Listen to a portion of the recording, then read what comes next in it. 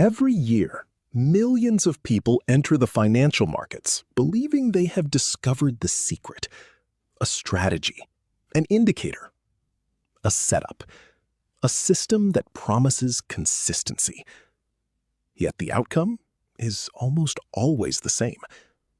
Most traders lose money, not because they lack intelligence, not because they chose the wrong strategy, and not because the market is impossible to beat.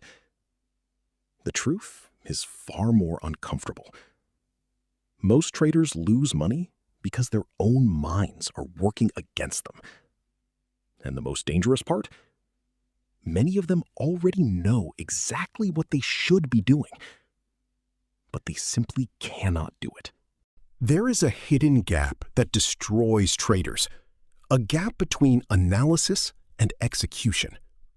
Analyzing a chart is safe. Executing a trade is not. Before entering a trade, everything feels logical. The setup looks perfect. Risk is defined. The plan is clear. But the moment real money is involved, something changes. Fear appears. Doubt appears. The possibility of being wrong suddenly becomes real. Trading psychologist Mark Douglas described this as the difference between knowing and believing. You may know your strategy has an edge, but when your money is at risk, your emotions often refuse to believe it. And that's where the psychological gap begins. Most traders don't fail because they lack a strategy. They fail because they cannot execute the strategy they already have. Human beings hate being wrong. In everyday life, being right feels rewarding. Being wrong feels painful. But trading creates a unique problem. Losses are unavoidable. Even the best traders in the world lose regularly. Yet many traders subconsciously connect losing money with personal failure. A losing trade becomes more than a financial loss. It becomes an attack on their identity, their ego, their intelligence. And because the brain is designed to avoid pain, it begins searching for ways to escape reality. Negative information gets ignored. Warning signs get dismissed. Hope replaces analysis. The stop loss gets moved. And a manageable loss slowly becomes a catastrophe. As Mark Douglas once said, every error that falls into the category of not having mastered how to think in probabilities is the result of, I think I know what's going to happen next. The market doesn't care what we think, and it certainly doesn't reward certainty. Behavioral economists discovered something fascinating. People feel the pain of losing far more intensely than the pleasure of winning.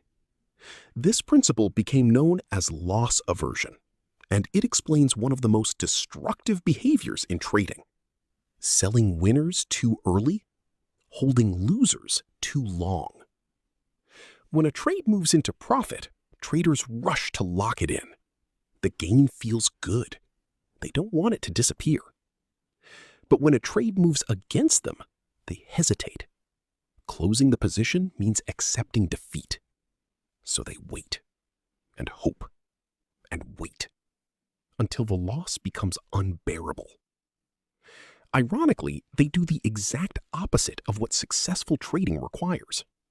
They cut profits and nurture losses. The average trader doesn't lose because of one big mistake. They lose because of hundreds of tiny emotional decisions.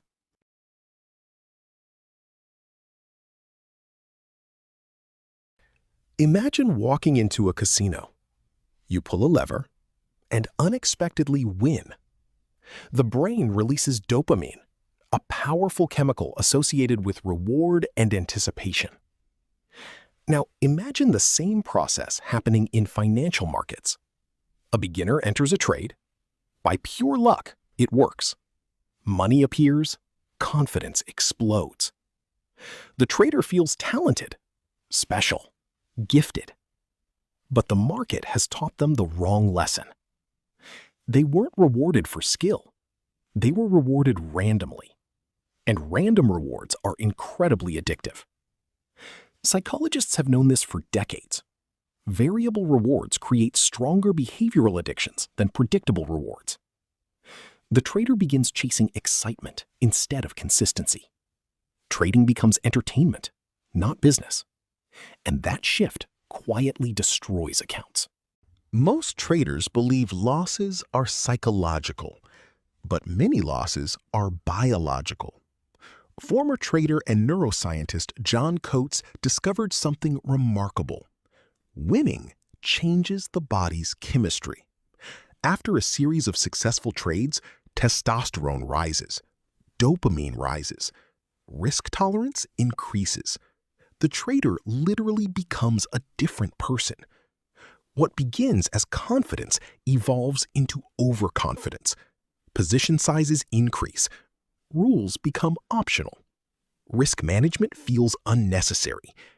And eventually, the market delivers its inevitable reminder. Nobody is invincible.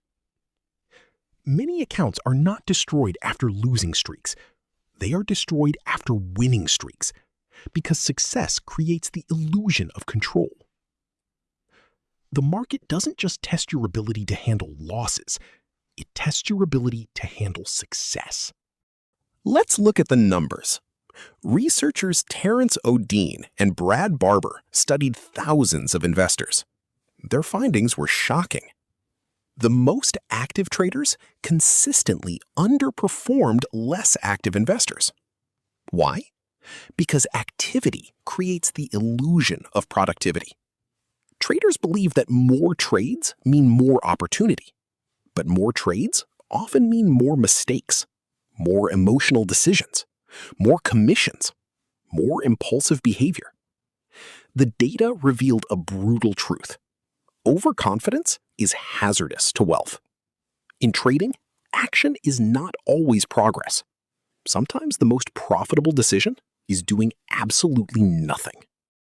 One of the greatest paradoxes in trading is that highly intelligent people often struggle the most. Why? Because intelligence usually succeeds through control. Doctors diagnose problems. Engineers solve problems.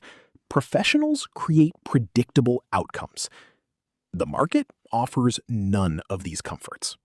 It cannot be controlled. It cannot be predicted with certainty, and it cannot be forced to obey logic. Many intelligent traders spend years searching for the perfect strategy, when the real problem isn't the strategy, it's their inability to accept uncertainty. The defining difference between losing traders and consistent traders isn't intelligence, it's mindset. Consistent traders accept uncertainty. They think in probabilities. They know losses are part of the business. They focus on execution rather than prediction. They journal their emotions. They respect risk. And most importantly, they stop trying to be right. Because trading was never about being right. It was about managing risk when you're wrong.